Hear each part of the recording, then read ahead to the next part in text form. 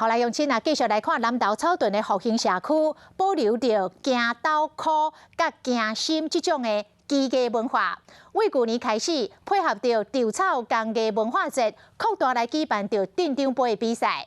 这届有超过50队报名参加，老中青三地人做伙行棋交流，规个比赛场闹热滚滚。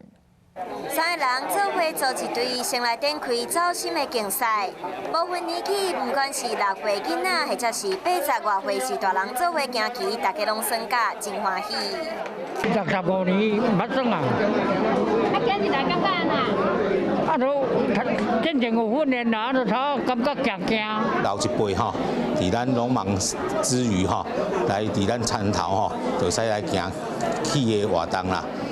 草屯稻草工艺文化节展开一系列精彩活动，即摆伫复兴社区展开走心和走斗款的文化技艺竞赛，希望会当恢复这项传统文化。